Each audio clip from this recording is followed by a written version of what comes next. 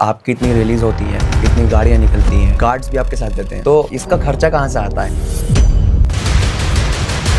के ऊपर भी जो ना एक आरोप लगते रहते हैं बार बार एनजीओ के नाम पर कि आपने डोनेशन लेते हैं, सही जगह नहीं पहुंच पाते और या पहुंचाते नहीं सही जगह। सोशल मीडिया पर इसलिए भरोसा कम हो गया है। ये स्कैम होते हैं, फेक आईडी बना के लोग मैसेज करते हैं कि हमारी मदद कर दीजिए। और अच्छा एआई से ऐसी वीडियो बना देते हैं कि आपको लगेगा कि इसका पैर टूटा हुआ है, इसका एक्सीडेंट हो गया है, इसकी बच्ची की तबीयत ऐसी हो रही है। कैब भाई, हमारे जो मुल्क में इस टाइम माइनॉरिटी के ऊपर काफ़ी बिल, काफ़ी चर्चाएं होती रहती हैं। मुझे लगता है कि हर महीने एक न एक नया टॉपिक आ जाता है, फिर वो चाहे हिजाब का हो, वक्फ का हो। तो इस पर आपका क्या व्यू है? हम में गया किस तरीके से मुसलमानों के गांव उजाड़ दिए, तमाम घर उजाड़ दिए, उनके घर रहने के लिए घर नहीं है, पूरे मिट्टी में मिला दिए। क्यों मिला दिए? अडानी का कोई पावर प्लांट का प्रोजेक्ट आ रहा है, उसको देखते हुए उन्होंने सब घर जो है मिट्टी में मिला दिए। कि जब आप अभी संभल का केस हुआ था तो आपकी एक ऑडियो बहुत वायरल हुई थी और उसके बाद एक वीडियो भी वायरल हुई थी जिसमें पीड़ित परिवार जो था वो खुद कह रहा था कि हम तक तो मदद पहुंची ही नहीं, और आपका कहना था कि मैं मदद देकर आया हूँ। यहाँ भी मदद नहीं हुई है। फोटो सोशल मीडिया के ऊपर डालकर लोग चंदा इकट्ठा कर रहे हैं दूर दूर से, और ये दावा कर रहे हैं कि ये सारा पैसा परिवार को हमने दे दिया है। नहीं, अभी ऐसा कुछ नहीं है, हमको कुछ नहीं मिला है, 1 रुपया भी। कंट्रोवर्शियल टॉपिक पे बोलते हैं, जब आप बयानबाजी करते हैं, तो कभी आपको पीछे से कुछ हुआ, गवर्नमेंट की तरफ से कोई नोटिस आया हो आपको? मैं डरता नहीं किसी से। अक्सर आपकी वीडियोस में देखी गई है कि आप मोस्टली मुस्लिम्स की मदद करते हैं, तो व्हाट अबाउट अदर्स? दलित भी तो है। इंस्पिरेशन कहाँ से आई कि मैं टोपी लगाकर ये वीडियोस या इस तरीके का काम करा जाए? इंस्पिरेशन की क्या बात है? आपकी एनजीओ है, उनके फाइनेंशियल रिकॉर्ड अभी तक सही नहीं है। फाइनेंशियली रिकॉर्ड देखो, ना तो आप पूछ सकते हैं ना ही कोई दूसरा पूछ सकते हैं। मान लीजिए कल को आप एमपी का पद मिलता है, तो आप सबसे पहले 5 डेवलपमेंट क्या करेंगे? और एक किसी ने खूब कहा था कि लगेगी यार वो जद में आएंगे कई मकान, यहाँ पर सिर्फ हमारा घर थोड़ी। आज के एपिसोड में हमारे साथ जो गेस्ट हैं उन्हें आप सोशल मीडिया पे बाखूबी जानते हैं। छोटी सी उम्र में बड़ी जिम्मेदारी उठा रखी है, हज़ारों लोगों की मदद कर चुके हैं। आज राह जिंदगी फाउंडेशन के चेयरमैन के साथ साथ युवा जनशक्ति समिति के नेशनल प्रेसिडेंट भी हैं, मोहम्मद कैफ। आज इस पॉडकास्ट के एपिसोड में हम जानेंगे कि कैसे age is just a number हो सकता है, एनजीओ का प्रोसेस क्या होता है, कैसे एनजीओ को फंडिंग आती है, मॉडर्न एजुकेशन और मदरसा एजुकेशन में इतना गैप क्यों है, हमारा युवा भटक कहाँ रहा है, सोशल मीडिया और रियल मीडिया में डिफरेंस क्या है, और सबसे इंपॉर्टेंट बात, जब एनजीओ पर चंदाखोरी का इल्ज़ाम लगता है तो ऑडियंस कैसे पहचाने कि कौन सच है और कौन झूठ। तो बने रहे आज हमारे साथ इस दिलचस्प सफ़र में मोहम्मद कैफ के साथ। भाई, मैं आपका वेलकम करता हूँ अपने चैनल पर। बहुत शुक्रिया आपका इसमें वक्त निकालने के लिए बहुत बहुत शुक्रिया। तो कैफ भाई, जैसे कि हम सबको पता है, हम सब देखते रहते हैं आपकी वीडियोस, ऑलमोस्ट बहुत युवा आपसे कनेक्टेड है, तो सब जानना चाहते हैं कि आखिरकार ये आइडिया, ये इतनी रेवोल्यूशन का जज्बा ये आया कहाँ से, शुरुआत कैसे हुई कि आज आप जनशक्ति समिति के आज नेशनल प्रेसिडेंट हैं, राय फाउंडेशन आप चला रहे हैं, इसके चेयरमैन हैं, तो कैसे शुरू हुआ ये? देखिए, सन 2019 की बात है, जब लॉकडाउन लगा था तो उसके बाद से ही जिस तरीके से लोगों को परेशानी का सामना करना पड़ा, तो कोई रास्ता नहीं दिख रहा था कि कैसे लोगों को जोड़कर और किसी इंसान की, किसी व्यक्ति की मदद की जा सके। तो हमने सोचा, हम चंद लोग ऐसे ही बैठे हुए थे, जैसे दोस्त बैठे होते हैं, तो सोचा क्यों नहीं कुछ लोगों की मदद करें। तो कुछ लोगों ने हमने ऐसे ही पैसे इकट्ठे करे, और एक जो है बूढ़ी अम्मा थी, उसके घर में राशन वाशन की कुछ कमी थी, तो हमने वो राशन पहुँचाया। तो उसे पहुँचाने के बाद हमें बहुत बेहद खुशी हुई। जब आदमी को शुरू में कुछ काम करता है तो आदमी को खुशी होती है, तो उसी को देखते हुए 2-3 जगह हमने ये चीज़ ऐसी करी। तो हमने फिर सोचा क्यों ना कोई ऐसा प्लेटफॉर्म तैयार करें जिसके ज़रिए हम गवर्नमेंट को भी और अपने आप में भी एक सेफ़ फील करके और वो मदद कर सकें। तो इसी को देखते हुए हमने सन 2023 के अंदर जो है ये राह ज़िंदगी फाउंडेशन जो है बनाई, और अल्हम्दुलिल्लाह आज जो है न जाने कितने ऐसे घर हैं, कितने ऐसी जो माएँ हैं, बहनें हैं जिनकी शादियाँ हुई हैं, जिनके घरों में राशन पहुँचा है, जिनके घरों में पंखों की व्यवस्था कराई है, घर बनवाए हैं हमने अल्हम्दुलिल्लाह।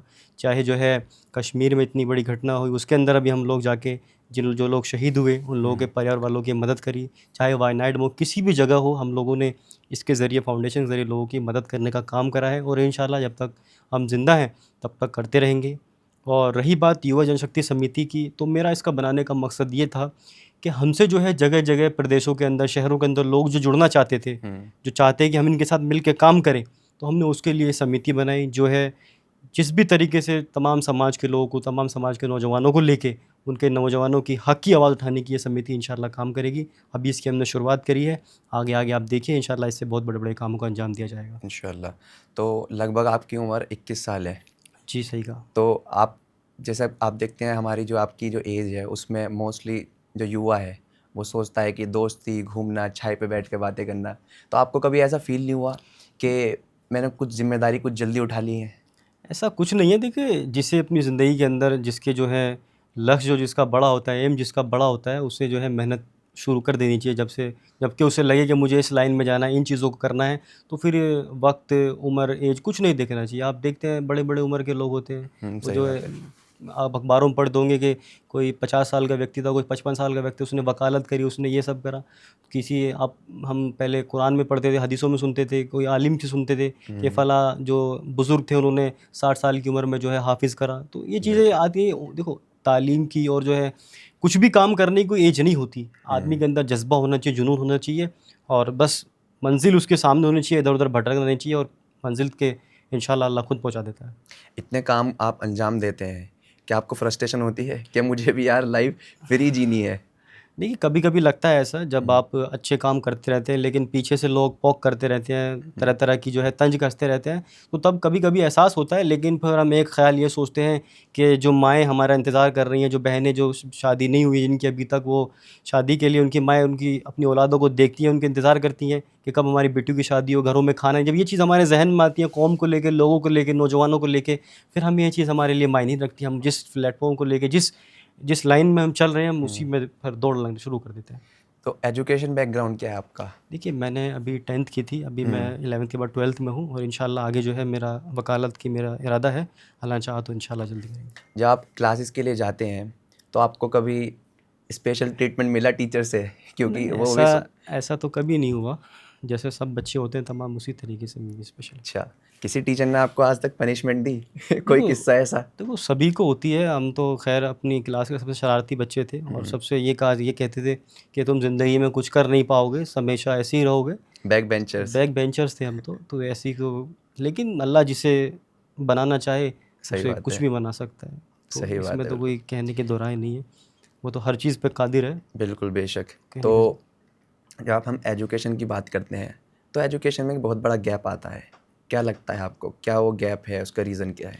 देखिए हर तरीके से हर समाज में अलग-अलग नीतियाँ हैं, अलग-अलग कल्चर है, अलग-अलग चीज़ें हैं। हमारे इस्लाम में आपको पता है अभी से चीज़ें शुरू हुई हैं। तो जैसे-जैसे चीज़ें बढ़ेंगी, जो हमारा मुल्क है तरक्की कर रहा है, तो मुझे लगता है कि उसके बाद ये गैप जो है कम हो जाए। अगर आप देखें, आप मॉडर्न स्कूल में पढ़ते हैं, सीबीएसई होगा डेफिनेटली। तो अगर आप देखें मदरसे की एजुकेशन और मॉडर्न एजुकेशन में बहुत बड़ा गैप है। हुँ, हुँ। इसका रीज़न क्या है? देखिए गैप समझने की सिर्फ़ एक सोचने का नज़रिया है। लोगों ने जो एक ये इमेज तैयार कर रखी है लोगों के ज़हन में कि मदरसे के अंदर आप ये बनते हैं, मदरसे के अंदर ये चीज़ें होती हैं, मदरसे के अंदर कुछ नहीं होता।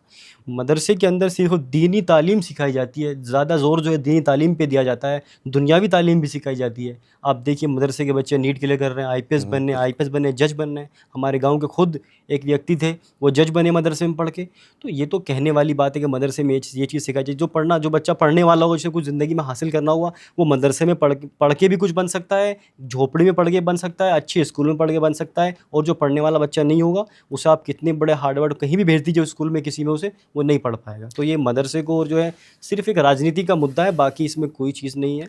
दोनों में तालीम दी जाती है और अच्छी तालीम दी जाती है, बशर्ते कि बच्चा उसे किस तरीके से अपनी ज़िंदगी के अंदर इख्तियार कर रहा है। बिल्कुल सही बात है, लेकिन फिर भी कहीं न कहीं हद तक आज के जो मॉडर्न एजुकेशन है, ये नहीं कहता कि इस्लाम में ऐसा है नहीं कि मॉडर्न एजुकेशन से टैकल ना कर पाए।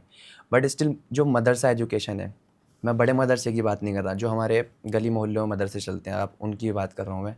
तो कहाँ हमें चीज़ें ठीक करनी चाहिए? देखिए, अब तो मदरसे जो हैं गली मोहल्ले में भी जो मदरसे खुल रहे हैं वैसे नहीं खुल रहे हैं। उनमें ज़्यादा ज़ोर जो है दुनियावी तालीम पे दिया जा रहा है। ये मानना है कि एक हाथ में कुरान और एक हाथ में साइंस जो है इस वक्त की ज़रूरत है और कौम की भी ज़रूरत है। तो बच्चे खुद ही मदरसे वाले खुद ही इतने अवेयर हो गए हैं कि वो मदरसों के अंदर कंप्यूटर क्लासेस का अरेंजमेंट कर रहे हैं, अच्छी तालीम देने का अरेंजमेंट कर रहे हैं। तो ये तो इसमें सिर्फ़ और सिर्फ मैंने आपसे पहले कहा, सिर्फ़ एक मुद्दा बनाने वाली चीज़ है और ये एक विवाद करने वाली चीज़ है। बाकी ऐसा कुछ भी नहीं है। मदरसों के अंदर भी वही तालीम दी जाती है जो स्कूलों के अंदर दी जाती है। इसमें कोई फ़र्क नहीं है। बिल्कुल सही कहा आपने। आप बहुत बड़ी एनजीओ भी रन कर रहे हैं और आपने देखा होगा कि आज के टाइम पर इंस्टाग्राम पे क्यूआर कोड लगा के चंदा मांगना एक ट्रेंड बन गया है और हर गली मोहल्ले में आज के टाइम पे एनजीओ ओपन हो चुके हैं। कोई हेल्थ के नाम पे मांग रहा है, कोई एजुकेशन के नाम पे मांग रहा है और सबसे ज़्यादा मुस्लिम वेलफेयर के नाम पे जो मांगा जा रहा है डोनेशन। तो क्या लगता है ये कितने हद तक सही है, क्योंकि इसमें सही गलत भी बहुत हो रहा है। देखिए, वो लोगों को देखना चाहिए कि वो किन लोगों को पैसा दे रहे हैं, ठीक है ना। मैं तो ये मानता हूँ सबसे पहले अपने पड़ोस में देखें।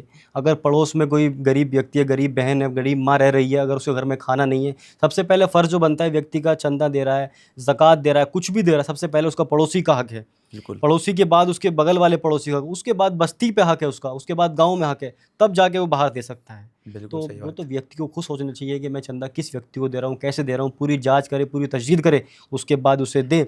और जो मैंने कहा सोशल मीडिया पे तो क्या नहीं हो रहा है, सही बात है। आईपीएस, आईएएस, जज तक के लोगों को ठगा जा रहा है साइबर क्राइम के ज़रिए। सोशल मीडिया पे क्या नहीं हो रहा है, अच्छे अच्छे लोगों को ठगा जा रहा है, बड़े बड़े बिजनेसमैनों को ठगा जा रहा है। वो क्या करते हैं, एआई से वीडियो बनाते हैं, उसमें क्या होता है, वो सब चीज़ हो रही है। तो करने को तो अब लोग खुद माशाल्लाह इतने अवेयर हो गए हैं कि इन चीज़ों को जो है समाप्त किया जा रहा है, किसी भी तरीके से सरकार भी अपनी मुहिमें चला रही है। तो इसमें तो कोई नहीं है। और रहा आपने जो सवाल किया, ये कैसे इन्हें हैंडल करना चाहिए, कि ये ट्रेंड बना दिया इन लोगों ने, तो ये तो लोगों के ऊपर बात है। ऐसे लोगों नहीं, की आपकी बात तो सही है, लेकिन ऑडियंस कैसे समझे कि ये वाली एनजीओ सही है और ये वाली गलत है, क्योंकि ऑडियंस, सोशल मीडिया एक बहुत बड़ा स्कैम भी है एक तरीके से। तो ऑडियंस के सामने वीडियो आ गई, दिल इंसान का बहुत पिघल जाता है, जो हमारा दिल है बहुत कमज़ोर है एक तरीके से। बिल्कुल बिल्कुल। तो कैसे पता चले ऑडियंस को कि जो हम पैसा दे रहे हैं वो ज़रूरतमंद तक पहुंच रहा है नहीं पहुंच रहा? देखिए, मैं तो ये कहूँगा सोशल मीडिया के माध्यम से अगर आप पैसा दे रहे हैं तो पहले चीज़ की तशदीद कर लें। और बाकी मैं इसमें क्या कहूँगा, अगर किसी को लग रहा है कि ये चीज़ देने लायक है तो दीजिए, और नहीं लग रहा, नहीं देने लायक है तो मत दीजिए। ये तो आदमी का इख्तियार है, आदमी अपना पैसा खर्च कर रहा है। वो गलत चीज़ों पे भी खर्च करता है, आदमी दिन में सिगरेट पी लेता है, 100 रुपये की स्टिंग वगैरह, हेल वगैरह, ये सब चीज़ें पी लेता है, अपनी सेहत का नुकसान करता है। अगर किसी को वो 100 रुपये सवाब की नीयत से देगा तो उसे तो सवाब मिलेगा ना। अब बिल्कुल। बाकी जो लेने वाला है वो उसका कैसे इस्तेमाल कर रहा है, क्या चीज़ कर रहा है, वो तो उसके ऊपर इख्तियार है ना। जो सवाब की नीयत से दे रहा है वो अल्लाह उसे उसका अजर देगा, बाकी अल्लाह मालिक है। बिल्कुल सही बात। अच्छा, काफ़ी नौजवान अब सोशल मीडिया का ट्रेंड देखकर एनजीओ खोलने की कोशिश कर रहे हैं, तो क्यों खोलना चाहिए एनजीओ? देखिए, आपको नहीं लगता कि अगर हमारा मस्जिद का जो ज़कात सिस्टम है अगर वो ठीक हो जाए तो हमें नहीं लगता कि मुस्लिम वेलफेयर के लिए हमें ज़रूरत पड़ेगी एनजीओ देखिए खोलने की? मैंने कहा अगर आदमी सोच ले, ये सोचने तो आदमी क्या नहीं सोचता, अगर आदमी कर ले उस चीज़ को, अपनी ज़िंदगी के अंदर दाखिल कर ले, जो आपने कहा मस्जिद वाला सिस्टम, तो इन चीज़ों की ज़रूरत भी नहीं है। लेकिन ये है कि हर चीज़ में, हर जमात के अंदर हर तरह के लोग होते हैं, कुछ अच्छे भी होते हैं, कुछ उसका फ़ायदा भी उठाते हैं। तो हर तंजीम अपना काम कर रही है, हर हर जो है जमात अपना काम कर रही है, और जिस तरीके से कर रहे हैं तमाम लोग देख रहे हैं, जो उनके चाहने वाले उन्हें सपोर्ट कर रहे हैं, जो जिस तरीके का आदमी है उस तरीके से उसके साथ अल्लाह भी दे रहा है और लोग भी दे रहे हैं। क्या भाई आपके ऊपर भी जो ना एक आरोप लगते रहते हैं बार बार एनजीओ के नाम पर कि आपने डोनेशन लेते हैं, सही जगह नहीं पहुंच पाते और या आप पहुंचाते नहीं सही जगह, तो इस पर आप क्या कहना चाहेंगे? देखिए, आज तक हमने जो भी डोनेशन लिया है और जो भी चीज़ें करी हैं, सब कुछ ट्रांसपेरेंट रहा है। और रही लोगों की बात कि वो इल्ज़ाम लगा रहे हैं, वो ये चीज़ें कर रहे हैं कि ये फ़लाँ चीज़ यहाँ इन्होंने इस्तेमाल कर ली, फ़लाँ चीज़ पैसा उन्होंने यहाँ इस्तेमाल कर लिया, तो लोगों का तो कुछ नहीं कर सकता कोई। जो कुछ नहीं कर सकते वो सिर्फ़ इल्ज़ाम लगा सकते हैं, दूसरे पे जो है तंज कर सकते हैं, बाकी कुछ नहीं कर सकते। एक आपकी, जब आप अभी संभल का केस हुआ था तो आपकी एक ऑडियो बहुत वायरल हुई थी और उसके बाद एक वीडियो भी वायरल हुई थी जिसमें पीड़ित परिवार जो था वो खुद कह रहा था कि हम तक तो मदद पहुंची ही नहीं और आपका कहना था कि मैं मदद देकर आया हूँ। तो मैंने तो उस चीज़ का तो मैंने स्पष्ट तभी उसी वक्त कर दिया था। मैंने जो परिवारों की जो एबीपी पे जो न्यूज़ चल रही थी आज तक पे कि मदद नहीं पहुंची, उन्हीं लोगों ने वीडियो बना के सोशल मीडिया के माध्यम से डाली। मैं आपको वीडियो शेयर कर दूंगा, आप अपनी ऑडियंस को दिखाइएगा कि उन लोगों तक मदद पहुंची है नहीं पहुंची है। तो हम तो जो जिस लाइन से जो जिस व्यक्ति से जो पैसा लेते हैं उसको पूरी पहुँचाने की कोशिश करते हैं, और बाकी देखिए, लोगों जो का कुछ नहीं कर सकते। ऑडियंस है आज के टाइम पर जो ना सोशल मीडिया पे इस टाइम भरोसा कम हो गया है और आपकी इतनी रिलीज़ होती हैं, इतनी गाड़ियाँ निकलती हैं, गार्ड्स भी आपके साथ रहते हैं, तो इसका खर्चा कहाँ से आता है? देखिए, पहली बात तो भाइयों का सपोर्ट है। मेरे साथ जो भाई रहते हैं वो बहुत अल्हम्दुलिल्लाह घर से इतने मजबूत हैं कि मैं उनसे 10 लाख रुपये मांगूँ, 15 लाख 1 करोड़ रुपए तक मांगूँ तो अपने घर से लाके वो दे सकते हैं। उन्हीं भाइयों के भरोसा है, उन्हीं भाइयों के साथ चल रहा हूँ मैं। वो अपना खर्चा पूरा उठाते हैं मेरे भाई सब लोग मिलके, और अल्हम्दुलिल्लाह जब से हम इस लाइन में आए आज तक मुझे कभी उन्होंने शिकायत का, कभी आज तक उन्होंने मेरे से ये नहीं कहा कि आप वो फला गार्ड बुलाइए, फला गाड़ी बुलाइए। वो खुद ही अपनी तरफ से इंतज़ाम कर देते हैं और हम लोग बैठ के सिर्फ हमें चलना होता है। और रही बात घर से, अल्हम्दुलिल्लाह मैं घर से भी इतना मजबूत हूँ कि मैं सारे खर्चे दे सकता हूँ, लेकिन भाइयों का साथ है तो मुझे किसी चीज़ की ज़रूरत कभी अल्हम्दुलिल्लाह पड़ी नहीं है। और मुझे उम्मीद है, सबसे पहले मैं अल्लाह से मांगता हूँ, बाकी मुझे अल्हम्दुलिल्लाह सब चीज़ अच्छी चल रही हैं। और लोगों का तो काम है कहने का, वो बिल्कुल। लोग कहते रहेंगे और हमें जो करना है हम वो करते रहेंगे इंशाल्लाह। बिल्कुल सही। तो आपके एनजीओ के काम करने का प्रोसेस क्या है? मतलब कैसे पता लगाते हैं कि सच में ज़रूरतमंद है और कैसे पता चलता है कि ये नहीं है? और फंडिंग कैसे देखिए होती है? हमारा जैसे कोई हमारे पास फ़ोन आता है, कुछ औरतें आती हैं कि हमारी फला बच्ची की शादी है या हमारा इस तरह की बीमारी है, ये चीज़ हो गई है, तो हम अपनी एक टीम भेजते हैं, 2-4 लोग भेजते हैं चुपचाप उसके पड़ोस में, उसके घर में जाके वो चीज़ें देखते हैं, ये शादी है, ये चीज़ें। उसके बाद जब तसदीद हो जाती है कि ज़रूरतमंद है, इसकी ज़रूरत करनी चाहिए, तो हम तमाम लोग इकट्ठा होते हैं, या तो उससे पहले परमिशन ले लेते हैं कि आप अगर वीडियो बनवाना चाहते हैं तो वीडियो बनवा सकते हैं, अगर वो नहीं बनवाना चाहते तो हम खुद ही अपने स्तर से ये चीज़ कर सकते हैं। क्योंकि एक वक्त ऐसा होता है कि हम देते रहेंगे, जब कहीं से नहीं आएगा वो चीज़ ख़त्म हो जाती है। ये हर सही चीज़ का बात है। नियम है कि आप कहीं से कुछ आएगा तभी आप किसी को दोगे। तो बिल्कुल। उसी चीज़ के हम पहले उनसे पूछते हैं कि आपको इसमें कोई एतराज़ तो नहीं है? अगर वो मना करते हैं तो हम अपने पास ही जो हमारे पास होता है रखा हुआ, कोई दे के चला जाता है, तो उस चीज़ को हम इस्तेमाल करके वहाँ हम इंशाल्लाह उसकी मदद कर देते हैं। अच्छा, पहले आप परमिशन लेते हैं वीडियो परमिशन बनाने से लेते हैं पहले? पहले उससे। ओके। आपके इंस्टाग्राम पे 4 मिलियन फॉलोवर्स हैं और मुझे लगता है कि रोज़ हज़ारों मैसेज आते होंगे आपके पास कि बिल्कुल आते हैं। हमें मदद। जैसे अभी हमने एक पोस्ट रिलीज़ किया था आपका और आपने उसको अपने ब्रॉडकास्ट चैनल पे भी डाला था। तो हमारे पास भी 3-4 कॉलें आई थी इंस्टाग्राम पर ही कि भाई हमारी मदद करवाइएगा। तो आप पता कैसे लगाते हैं कि कौन जेन्युइनली है और कौन नहीं है? मैंने देखो या आपसे आप सबको डील करते हैं? देखिए, बहुत तरीके के स्कैम होते हैं, फेक आईडी बना के लोग मैसेज करते हैं कि हमारी मदद कर दीजिए। अच्छा एआई से ऐसी-ऐसी वीडियो बना देते हैं कि आपको लगेगा कि इसका पैर टूटा हुआ है, इसका एक्सीडेंट हो गया है, इसकी बच्ची की तबीयत ऐसी हो रही है। तो इतनी चीज़ें स्कैम चल रहा है सोशल मीडिया पे। हम लोग, मैंने आपको पहले बताया, हमारी एक टीम होती है, वो उस जगह जाती है, वो सारा मुआयना करती है कि ये ज़रूरतमंद हैं, ज़रूरत के लायक हैं, इस चीज़ के लायक हैं। जब अगर लगता है कि हैं, तो उनकी उसके बाद मदद की जाती है। तो जिसको सीरियसली में मदद चाहिए, अगर उनको आप तक रीच आउट करना होगा, तो कैसे करेंगे? देखिए, हमारा एड्रेस मेरा सबको पता रहता है, घर में पिपलड़े में रहने वाला हूँ, ज़िला हापुड़ और डिस्ट्रिक्ट ज़िला हापुड़, और जो है स्टेट हमारी उत्तर प्रदेश है। और जो नंबर है मेरा भाइयों में लगा रहता है फ़ोन पे हमेशा, और जो कॉल अटेंड होती है, मैसेज आते हैं, सबके मैसेज देखे जाते हैं। तो कभी भी आप मेरे से मिल सकते हैं। मैं जुमे के दिन अक्सर घर पे रहता हूँ, और मेरे से आप आके मिल भी सकते हैं और मेरी टीम के लोगों से आप बात करके अपनी जो है समस्या बता भी सकते हैं। अच्छा, तो आज के टाइम पे क्या भाई, अगर आपको देखें, काफ़ी यूथ आपसे इंस्पायर है। काफ़ी यूथ ने ये कर लिया है कि आपको देखकर वो क्या करते हैं कि रील बनाना स्टार्ट कर देते हैं और क्यूआर लगा देते हैं। तो मुझे नहीं लगता अगर उन यूथ के ऊपर एक क्वेरी बैठ जाए, इन्वेस्टिगेशन बैठ जाए, तो उन्हें पता होगा कि इससे निपटना कैसे है। तो उनको आप क्या सजेशन देंगे कि आप सच में अगर मदद करना चाहते हैं तो एक यही रास्ता नहीं है मदद करने का, दूसरा भी हो सकता है, या वो आपसे कनेक्ट होकर किस तरीके से आपके साथ काम कर सकते हैं? देखिए, मैं तो असल में, जो आपने कहा कि नए-नए लड़के जो क्यूआर लगा रहे हैं, ये सब चीज़ें कर रहे हैं, अब मैं किसी को रोक नहीं सकता। नहीं मेरा इख्तियार है कि मैं आपसे ये पूछूँ आप ये कपड़े क्यों पहने, आपने आपको दूसरे कपड़े पहन के आना था। सही मैं नहीं बात है। पूछ सकता आपसे, मेरा राइट्स नहीं है, न मेरा अधिकार है ये। वो उसका, हम जो है इंडिपेंडेंट कंट्री में रहते हैं, हम खुद का, हम स्वतंत्र हैं। बिल्कुल। हम अपनी पसंद का खा सकते हैं, अपनी पसंद का कपड़ा पहन सकते हैं, अपनी पसंद की जगह घूम सकते हैं, अपनी पसंद का काम कर सकते हैं। ये इख्तियार सरकार का है कि सरकार आपसे पूछे कि आप ये काम क्यों कर रहे हैं। बिल्कुल। सरकार का इख्तियार है ना, मैं नहीं पूछ सकता इसमें कि आप ये काम क्यों कर रहे हैं, आपने ये फला वीडियो क्यों डाली है, पैसा कहाँ जा सकती है। मेरा उसमें कोई इख्तियार नहीं, वो सरकार का सवाल है और लोगों का सवाल है। लोग उसे दे रहे हैं, नहीं दे रहे, पसंद कर रहे हैं, नहीं कर रहे हैं, तो ये ज़ाती मामला है उसका। लोग खुद हैंडल करेंगे, सरकार खुद हैंडल करेगी, मैं इसमें कुछ नहीं, कर नहीं सकते आप। मैं क्या करूँगा। फिर भी आपको सजेशन तो डालना चाहिए, एक ना एक वीडियो ऐसी डालनी चाहिए कि आप रेदर देन आप ये बनाने के चक्कर में, या अगर आपकी क्योंकि काफ़ी बार मैंने देखा है, आप मैंने जैसे कुछ वीडियोस आती रहती हैं सामने, उनका अल्हम्दुलिल्लाह आपका बैकग्राउंड बेहतरीन है फैमिली से, बट उनका बैकग्राउंड इतना अच्छा नहीं होता है, मगर फिर भी वो इस लाइन में घुसते हैं जस्ट बिकॉज अपना बैकग्राउंड बनाने के लिए। तो उनको आप किस तरीके से सजेशन देना चाहेंगे?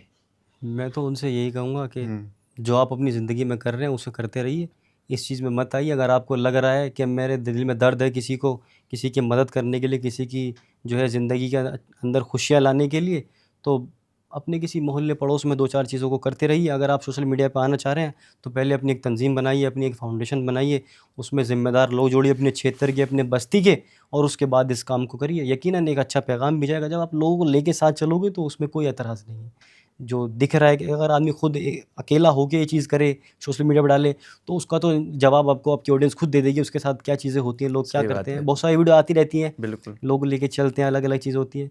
तो ये जनता के बीच का खिताब है इसमें। बिल्कुल। कैब भाई, हमारे जो मुल्क में इस टाइम माइनॉरिटी के ऊपर काफ़ी बिल्स, काफ़ी चर्चाएँ होती रहती हैं। मुझे लगता है कि हर महीने एक ना एक नया टॉपिक आ जाता है। फिर वो चाहे हिजाब का हो, फिर चाहे वो वक़्फ़ का हो। तो इस पर आपका क्या व्यू है? देखिए, ये जो कानून है, ये जो कानून बनाए जा रहे हैं, ये सिर्फ़ और सिर्फ़ एक जो देश के अंदर जो माहौल है ना, जो डेवलपमेंट होता है, एक सरकार करती है, तो उन मुद्दों से भटकाने के लिए, इन चीज़ों से जो देश के अंदर जो चीज़ें चल रही हैं इस हुँ। वक्त, उनको उनका माइंड जो है डाइवर्ट करने के लिए सिर्फ़ हर महीने, हर साल ये मुद्दे लाए जाते हैं। हमसे ना पूछे कोई कि अच्छे स्कूल कहाँ हैं? उत्तर प्रदेश के अंदर अच्छे स्कूल कहाँ आपको दिख रहे हैं? बिल्कुल। कुछ नहीं है। ये सिर्फ़ और सिर्फ़ मुल्क जो है और जो है प्रदेश है सिर्फ़ जो है ये गलत रास्ते पे जा रहा है और तमाम लोग इसका तमाशा देख रहे हैं।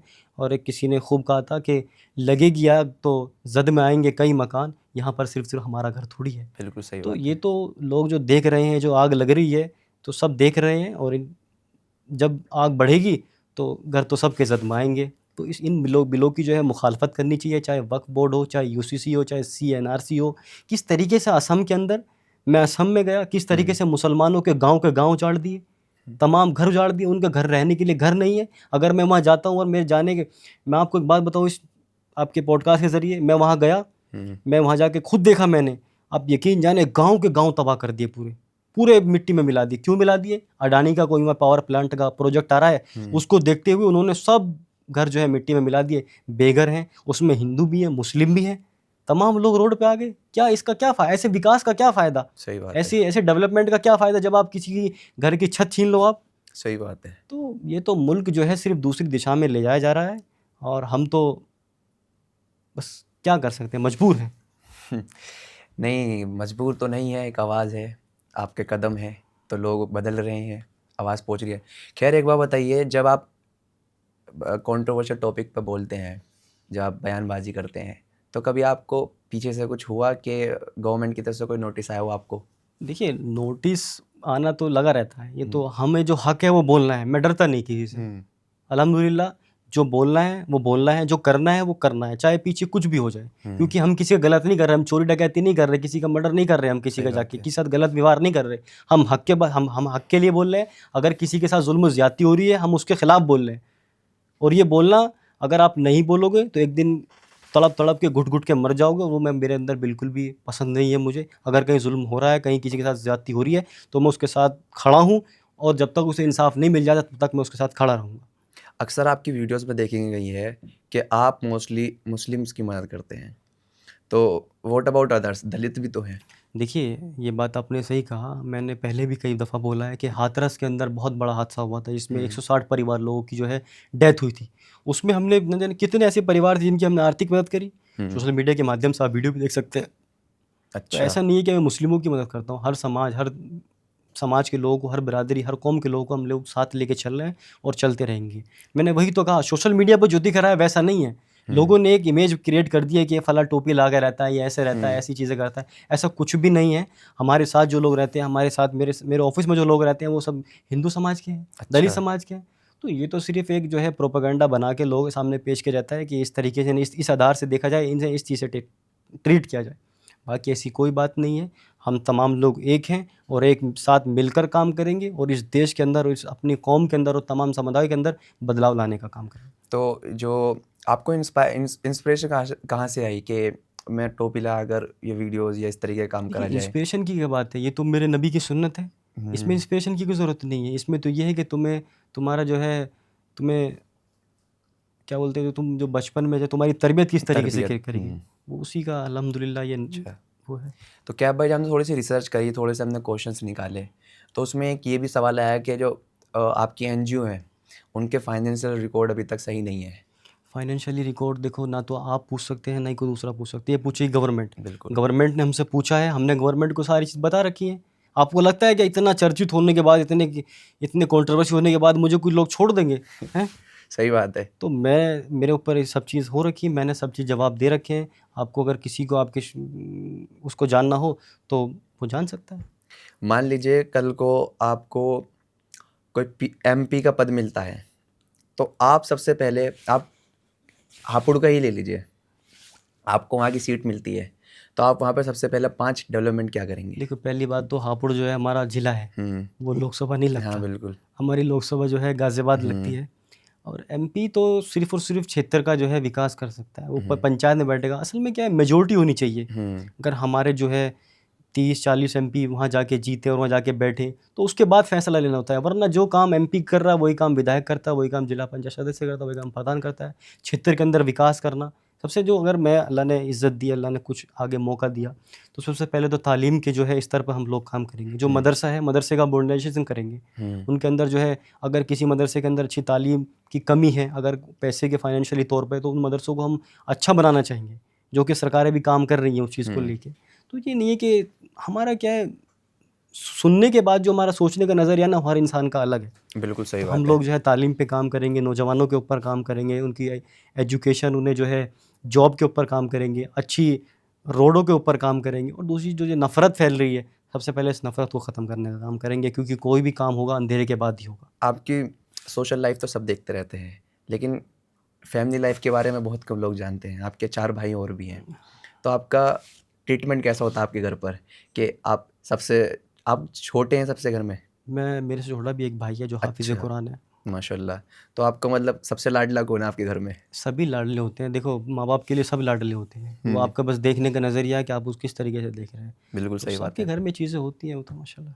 तो अगर आपसे पूछा जाए कि अगर अम्मी और अब्बू के बीच में किसी को चूज़ करना हो, सबसे जो लाड प्यार होता है, देखिए जैसे मैं बताऊँ, मेरा थोड़ा सा है कि सॉफ्ट कॉर्नर मम्मी के साथ में, अम्मी के साथ में। मैं अगर कभी कुछ शेयर करना होता है तो उनके साथ शेयर करता हूँ। तो अगर आपको कुछ कभी होता है कि फादर थोड़े से हो जाते हैं, वो कह देते हैं कभी कभी, देखो तो आप किसको चूज़ करते देखो हैं फिर? हम तो जिधर से काम निकलना होता है उधर से चूज़ कर लेते हैं। जिधर से लग रहा है कि ये काम इधर से हो जाएगा तो उधर बात कर लेते हैं, उधर से हो जाएगा तो उधर बात कर लेते हैं। तो सब सही माशाल्लाह। बात है। और दोनों से भी मैं कुछ चीज़ बोलूँगा तो बात मान लेते हैं, वो चीज़ें हो जाती हैं अल्हम्दुलिल्लाह। अच्छा, फैमिली सपोर्ट पूरा है। पूरा समझ। अच्छा, आपने देखा होगा कि कभी कभार वालिद साहब ना गर्म मूड में होते हैं, तो आप चाहे कितनी बड़ी बड़ी महफिल में बैठे हों, कितने भी बड़े आप युवा नेता हो, कितने भी MP हो, कितने PM हो, लेकिन वो आपको बेटा मानते हैं। तो आपको कभी डांट पड़ी इस तरीके से? नहीं, अभी तक तो, आज तक तो नहीं पड़ी। घर में कभी डांट पड़ जाती है, वो तो हर किसी को पड़ती है, मैं क्या अनोखा थोड़ी कोई। अच्छा। अच्छा, आपने युवा शक्ति समिति बनाई है, इसकी विचारधारा क्या है? इसकी विचारधारा मैंने आपसे पहले बताया कि हम तमाम बिरादरियों के नौजवानों को साथ लेके उनके हक़ की और उनके मुस्तक़बिल की लड़ाई लड़ने के लिए हम इस समिति को, हमने इसका गठन किया है। और इसका सिर्फ़ और सिर्फ मकसद यही है कि अगर नौजवान तालीम के सिलसिले में, तालीम की फ़ील्ड में आगे बढ़ना चाहता है, उसको फ़ाइनेंशियली प्रॉब्लम है या कहीं सोर्स लगवानी है, तो उसको ये समिति हमारी जो है उसका सपोर्ट करेगी। अगर वो खेल की फ़ील्ड में आगे जाना चाहता है तो उसमें सपोर्ट करेगी। अगर वो नेता बनना चाह रहा है, किसी राजनीतिक पार्टी जुड़ना चाह रहा है, उसके अंदर इतने एफ़र्ट है कि वो बन सकता है, लेकिन फाइनेंशियली वीक है, तो हम अपना मंच देके उसे आगे पहुंचाने का काम करेंगे। अच्छा, तो मतलब जैसे 2027 के इलेक्शन आने वाले हैं, तो उसमें भी एक्टिवली पार्टिसिपेट करने का कोई इरादा नहीं है? अभी हमारा इसमें कोई इरादा नहीं है। ओके। अगर आपकी पार्टी से कोई जुड़ना चाहे तो कैसे जुड़ेगा वो? देखिए, हमारा जो है उसका पेज भी है सोशल मीडिया पे, और एक लिंक भी मेरा बायो में जो है, युवा जनशक्ति समिति का जो पेज है उसके बायो में लिंक रहता है कि इस लिंक को आप ओपन करोगे, उसमें डिटेल मांगते हैं, डिटेल फिल करके आप हमारी समिति से जुड़ सकते हैं। हमारे पास आपकी पूरी डिटेल आ जाती है। और 1 तारीख से जो है हम लोग इसकी जो है यात्रा शुरू कर रहे हैं, इसका जो है सिलसिला शुरू कर रहे हैं, जिसके अंदर हम हर ज़िले के अंदर जाएंगे, लोगों को इसमें जोड़ने का काम करेंगे। ज़िला स्तर पर इसकी हम कमेटी बनाएंगे और इसके ज़रिए हम जो है अपने काम को अंजाम देने का काम करेंगे इंशाल्लाह। तो ये मतलब आप ये कह सकते हो कि ये सिर्फ मेंबरशिप कार्ड नहीं है इसमें जुड़ने का मतलब? नहीं, मेंबरशिप नहीं है, ग्राउंड वर्क भी आपको ग्राउंड वर्क भी है। आप देख रहे हैं, मैंने कश्मीर से लेके कन्याकुमारी तक और गुजरात से लेके असम तक मैंने बाई कार पूरे मुल्क का सफ़र करा है। हर ज़िला, हर स्टेट मैंने घूमा है, तमाम चीज़ें देखी हैं। अब उन्हीं लोगों को जहाँ जहाँ मुझे जैसी कमियाँ दिखी, वहाँ उन लोगों पर हमें जो काम करने की ज़रूरत लगी, तो मैंने समिति बनाई। अभी समिति के ज़रिए इंशाल्लाह वहाँ काम करा जाएगा। कितने लोग अभी तक आपके पार्टी से कनेक्ट हो चुके होंगे अभी तक? अभी तक तकरीबन 1 लाख के करीब जो है नौजवान जो है हमारी समिति से जुड़ गया है, और इंशाल्लाह इसका कारवां बढ़ता रहेगा, और ये इंशाल्लाह। कहाँ जाके रुकेगा इसका मैं भी अंदाज़ा नहीं लगा सकता। बिल्कुल। अच्छा, आपने इतने लोगों की मदद करी है, कभी आपके सामने कोई ऐसा केस आया जो बहुत ही खतरनाक सा हो, बहुत ही नहीं, अभी दर्दनाक सा तक हो? तो एक ही केस आया है। इसमें मैंने बताया, जैसे एक माँ थी, उसका जो है औलाद उसकी जो है ख़त्म हो गई थी। हुँ, तो एक उसका एक ही बेटा था, तो दर्द ऐसा होता है, जो माँ का और औलाद का रिश्ता होता है वो बहुत अलग बिल्कुल। होता है, वो चाहे बेटा हो या चाहे बेटी हो। तो उसका बेटा ख़त्म हो गया था, तो उसने जब ख़त्म हुआ तो रात को हुँ, 12 बजे जाके उसने अपने बेटे की कब्र खोद दी कि अच्छा। मेरा बेटा मुझसे दूर हो गया, ख़त्म हो गया। तो एक माँ की और एक औलाद की जो तड़प होती है ना आपस में, तो बिल्कुल। वो चीज़ अंदाज़ा ला सकते हैं। तो कब्रिस्तान जाके उसने कब्र खोदी। उधर से गाँव के ज़िम्मेदार कुछ गुज़र रहे थे, कुछ पता है कि वहाँ गई हुई है, तो वहाँ गए, उसे वहाँ से उठाया और कब्र दोबारा से उन्होंने मिट्टी डाली। तो एक ये दर्दनाक और कितना सही मंज़र रहा बात है। होगा, तो आदमी सोच सकता है। तो ये मेरी ज़िंदगी कभी जैसे आपके सामने कोई ऐसा केस आया जिसे आप मदद करने के लिए गए हों, लेकिन वहाँ जाकर पता चला हो ये तो मदद के लायक ही नहीं था? वो तो ऐसा कोई केस हुआ आपके साथ में? होते रहते हैं ये चीज़ें, तो ये बहुत चीज़ें बहुत होता रहता है सफ़र में, क्या होते बताऊँ मैं? रहते हैं। हाँ। नाइस। हमारे पास कुछ क्वेश्चंस हैं जो हमने आपको क्वेश्चन पुट अप किया था कि हमारे साथ कैब भाई आने वाले हैं पॉडकास्ट में, तो लोगों ने आपसे कुछ क्वेश्चंस करे हैं, वो पूछना चाहता हूँ। हुँ, काफ़ी क्वेश्चंस तो यही थे कि कैब भाई की एजुकेशन क्या है, कैब भाई शादी कब कर रहे हैं, हुँ, कैब भाई की एज क्या है, वो हमने कवर कर लिया। तो सेकंड क्वेश्चन पर रह गए हम हुँ। कि कैब भाई शादी कब कर रहे हैं, क्या इरादा है उनका? करेंगे, अभी करेंगे इंशाल्लाह, 2-3 साल बाद जो है शादी करेंगे। अच्छा। सेकंड क्वेश्चन ये है कि सबको क्यूरियोसिटी रहती है कि आपके इतने सारे बिजनेस हैं, तो मैनेज कैसे करते हैं और कौन-कौन से बिजनेस हैं आपके? देखिए, हमारा तो बिज़नेस तो है, हमारा वैसे कंस्ट्रक्शन का भी है, जो मेरे वालिद साहब वगैरह देखते हैं। हुँ, फैक्ट्रियाँ हैं, जो हमारे भाई वगैरह देखते हैं। और मेरा खुद का तो ख़ैर ये सिर्फ़ लोगों की खिदमत करना ही मेरा बिज़नेस समझ लीजिए, मेरा काम समझ लीजिए। मैं तो पूरी ज़िंदगी के लिए अपने लिए वक़्फ़ कर दिया लोगों के लिए, अच्छा। कि जहाँ भी किसी नौजवान को, किसी माँ को, किसी बहन को ज़रूरत पड़ती है, मैं वहाँ पहुँचने का काम करता हूँ। चाहे मेरा अंजाम कुछ भी हो, मेरे ऊपर मुकदमे लगे, केस लगे, मुझे जेल में डाल दिया जाए, मेरे गोली लग जाए, मुझे कौम का काम करना है। कौम के अंदर जो लोग नौजवानों को परेशान कर रहे हैं, मेरी माँ-बहनों को परेशान करने का काम कर रहे हैं, उनको मुँह-तोड़ जवाब देना है और उनका इलाज करना है। माशाल्लाह, ये तो बहुत अच्छी बात है। हमारी एक बहन की तरफ से एक क्वेश्चन है कि कुछ पेरेंट्स आज भी हैं मुस्लिम कम्युनिटी के अंदर जो अपनी बेटियों को पढ़ाना नहीं चाहते, तो उनको आप क्या सजेशन देना चाहेंगे? देखिए, मैं यही प बताना चाहूँगा कि उन्हें पढ़ाइए, अच्छी से अच्छी तालीम दीजिए, पर्दे में रह के तालीम दिलवाइए उनको। अगर आपको इतना ही वो है, अपने पड़ोस में तालीम दिलवाइए। अगर जो बहन है वो तालीम हासिल करना चाह रही है, उनके दिल में जज़्बा है पढ़ने के लिए, तो फ़ोन आता है, हर घर में आपको फ़ोन मिलेगा। उसके ज़रिए जो ऑनलाइन कोर्स आ रहे हैं, जो बड़े-बड़े जो तालीम के इदारे हैं, जो सोशल मीडिया पे तालीम देने का काम करते हैं, बहुत बड़े ऐप चल रहे हैं आज के दौर बिल्कुल में सही बहुत सारे, बात है। तो उनके ज़रिए वो तालीम हासिल कर सकती हैं। पेपर देने चली जाइए, अगर जज़्बा है, हुँ, अगर अलग चीज़ है वो तो बिल्कुल सही क्या बात। है। अच्छा, इसके अलावा मैं आपसे एक क्वेश्चन पूछना चाहता हूँ कि हमारा जो नौजवान है वो बहुत भटका हुआ है। कुछ मतलब आपको पता ही है, जुए के फिराक में रहता है, सिगरेट वगैरह के चीज़ में, तो क्या है इसका मेन जो रीज़न है जो युवा इतना भटका हुआ है? आप इसका मेन यूनिवर्सिटीज़ में जाते हैं, आप देखते हैं वहाँ पर उनकी काफ़ी सारी गलत चीज़ें होती हैं। इसका मेन रीज़न ये है कि ज़िंदगी के अंदर दीन नहीं है। हुँ, हम दुनियावी तालीम तो हासिल कर रहे हैं, हुँ, लेकिन दीन नहीं सीख रहे। अगर ज़िंदगी के अंदर दीन भी होगा, तो इंशाल्लाह इन चीज़ों को हम छुएँगे भी नहीं। जब हमें बिल्कुल, पता होगा कि इनके गुनाह क्या है, गुनाह करने का जो है इसका क्या वो मिलेगा, उसका अज़ाब अज़ाब, क्या मिलेगा। बिल्कुल। तो अगर ज़िंदगी के अंदर दीन होगा, दीन और दुनिया भी होगी, तो इंशाल्लाह आप वो लोग देख लीजिए, उनका क्या अल्लाह ने उन्हें क्या इज़्ज़त दी है। बिल्कुल सही बात। तो क्या आपको नहीं लगता कि कोई इस टाइप के आपने देखा होगा, एक वली रहमान साहब ने भी बहुत बेहतरीन स्कूल बनाया, उम्मीद ग्लोबल स्कूल, जिसमें मॉडर्न इस्लामिक एजुकेशन ऐड करी गई। क्या आपको नहीं लगता कि हम उत्तर प्रदेश में भी ऐसे स्कूल होने चाहिए? बिल्कुल होना चाहिए, और इंशाल्लाह हम इसके ऊपर हमारा वर्क भी चल रहा है। हुँ, जैसे इसकी सारी फॉर्मेलिटीज़ पूरी होती हैं, हम इंशाल्लाह शुरुआत भी करेंगे। हुँ, मैंने कहा मेरा तो काम ही है, मैं तो कौम के लिए वक़्फ़ हूँ। जब भी मुझे कौम बुलाती है, कोई नौजवान बुलाता है, मैं इंशाल्लाह वहाँ पहुँचने का काम करता हूँ, हुँ, चाहे मैं कुछ भी नहीं हूँ। हुँ, लोग बोलते हैं कि पहुँच जाता है, कुछ नहीं करता, क्या करता है वहाँ जाके। मैं एक तिनका भी नहीं हिला सकता, हुँ, बिल्कुल, लेकिन बेशक। मैं उस मज़लूम के साथ ज़रूर खड़ा हूँगा कि साथ ज़ुल्म हो रहा है। इंशाल्लाह मैं पहले भी खड़ा होता हूँ, अब हुँ, भी खड़ा हो रहा हूँ, और चाहे मेरे साथ कुछ भी हो जाए, मेरे साथ मुकदमे लग जाएँ, कुछ भी हो जाए, मैं उनके साथ खड़ा रहूँगा कंधे से कंधा मिला के, चाहे कुछ भी हो जाए बस। आप पहले टिकटॉक पर भी थे? हाँ, अब बना लेते थे वो जब शुरू में चली थी चीज़ें, 2-4 वीडियो बना हमने जब आपका इंस्टाग्राम खंगाला तो उसमें नीचे सबसे ज़्यादा आपकी कार्स की वीडियोस मिली। वो शौक था असल में, घर से भी चीज़ें अच्छी हैं तो वालिद साहब सन 2009 से ही हमारे घर में कार है, तो अल्हम्दुलिल्लाह कार का भी शौक रहा है घर में, तो अच्छा। चीज़ सबसे फेवरेट कार कौन सी है आपकी? मैं जिस जो वक्त में मिल जाए मेरी तो वही फेवरेट है। क्या फेवरेट, क्या सफ़र करना है उसमें बैठना है, दूसरी में बैठना है, तो फेवरेट तो मेरा कोई ऐसा नहीं है। मेरा अच्छा। तो ये है कि कौम का काम हो जाए, कौम की चीज़ हो जाए, मेरे लिए वो सबसे फेवरेट सब्जेक्ट है। फेवरेट कार मान लीजिए, फेवरेट कुछ भी मान लीजिए। हमारे यूथ को आप क्या सजेशन देना चाहेंगे जो आवाज़ उठाने से डरता है? क्योंकि अगर आज के टाइम पे मुसलमान अपनी आवाज़ उठाता है तो उस पे यूएपी लग जाता है, तो उसको क्या सजेशन देना चाहेंगे? देखिए, आवाज़ उठाइए, कानून के दायरे में रह के आवाज़ उठाइए। कोई आप पे यूपीए नहीं लगाया, कोई आप पे कार्रवाई नहीं करेगा। अपने अपने बस्ती के, अपने इलाके के, अपने गांव के, अपने जो आसपास के क्षेत्र के लोगों को साथ में रख के आवाज़ उठाइए। अकेले अगर आप आवाज़ उठाएंगे, स्वतंत्रता आप आवाज़ उठाएंगे, तो आपको दबाने वाले आपसे ज़्यादा मिल जाएंगे।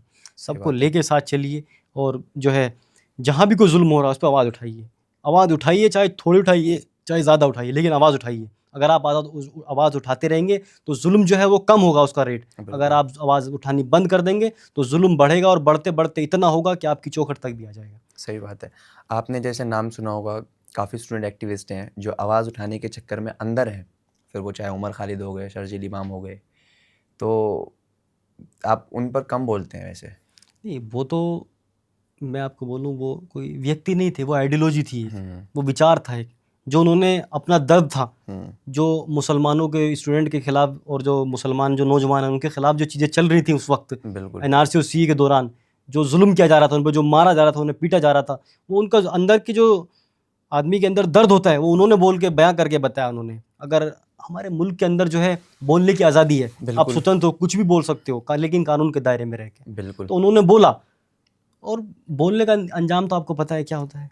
मुसलमान हो के आप बोल रहे हो तो बहुत बड़ा अंजाम, बहुत बिल्कुल बड़ा सही अंजाम बात है। लेकिन आप उनके ऊपर आवाज़ कम उठाते हो। देखिए, मैं क्या, बहुत सारी एनजीओ, बहुत सारी संस्थाएं उनके साथ हैं, लड़ रही हैं उनके साथ, और मैं भी उनके साथ हूँ। उनके इंसाफ की लड़ाई हमने बहुत जगह, मैंने तकरीरों में बोला है कि उन्हें इंसाफ दिया जाए।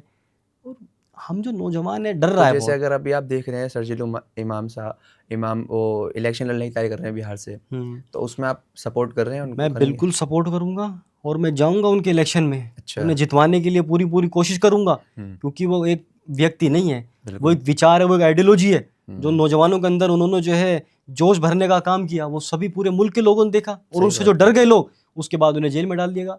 जेल के जो है ताले इंशाल्लाह टूटेंगे, और जो है शर्जील इमाम और उमर खालिद इंशाल्लाह बाहर निकलेंगे बहुत जल्द। इंशाल्लाह, बिल्कुल है।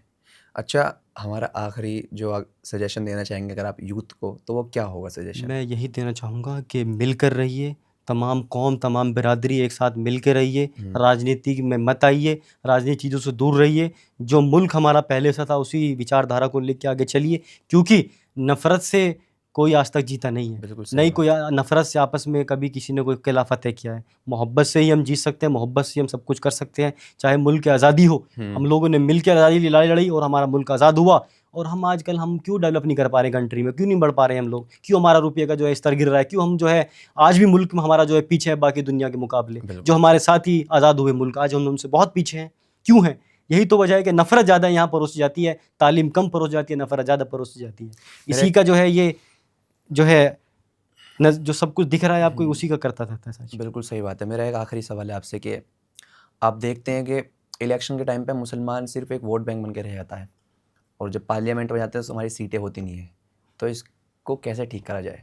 देखिए, ये तो जो है जो जनता है, जनता उन्हें जिता के भेजती है, वो इस नीयत से भेजती है कि हमारे क्षेत्र का व्यक्ति, हमारे क्षेत्र का नौजवान है, बड़ा है, वो जहाँ से जीत के जाएगा तो हमारी हक की आवाज़ वहाँ उठाएगा। लेकिन वो ये जब आदमी जीत जाता है, वो उसका दर्द जो है, जो कौम का दर्द है, वो वहाँ पहुँचाए या ना पहुँचाए वो उसके इख्तियार में है। जनता सिर्फ विश्वास कर सकती है, लोग जो है सिर्फ वोट दे सकते हैं, वो आपका गिरबान पकड़ के आपसे काम नहीं करवा सकते। वो आपको गिरबान पकड़ के ये हमारी आवाज़ उठा, अब वो उसके नेता के हाथ में है कि वो किस तरीके से अपनी कौम की आवाज़ उठाता है और अपनी कौम के जो है कामों को करवाने का काम करता है। तो आपको लगता है कि जो हमारे नेता पहुँचे हुए हैं वो कौम की आवाज़ उठा रहे हैं? बिल्कुल उठा रहे हैं, जितना उनसे हो रहा है वो उतना उठा रहे हैं, और हम भी उनसे कहते हैं कि और आवाज़ उठाइए।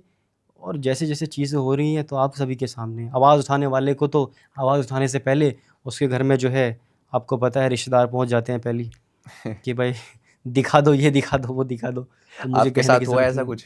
देखिए अभी तक तो हुआ नहीं है, और अगर मैंने कहा मैं कोई डरने वाला हूँ नहीं किसी चीज़ से, मैं कोई चोर नहीं, डकोर नहीं। अल्लाह के शुक्र से ट्रांसपेरेंसी के साथ हम लोग काम कर रहे थे, करते रहेंगे, और जो है कि फिजूल में अगर कोई फंसाना चाहे तो उसका कोई तोड़ नहीं है। बिल्कुल लेकिन सही मैं बात। उनसे कहूँगा जितनी जिससे कोशिश हो सके अपनी कोशिश करे, लगे रहे। हमारा काम है काम करने का, हम काम करते रहेंगे। मैं आपसे फिर बताऊँ, जितना मेरे अंदर ताकत है मैं उससे डबल ताकत से काम करता हूँ। 18-18, 20-20 घंटे मैं सफ़र करने के बाद लोगों का काम करने का काम करता हूँ।